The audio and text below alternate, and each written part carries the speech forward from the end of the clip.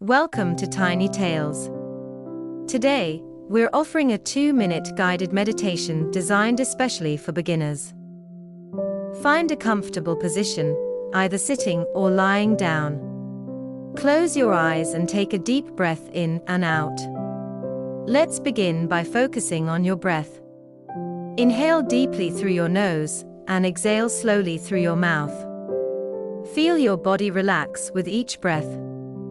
Now, bring your attention to your body. Notice any areas of tension or discomfort.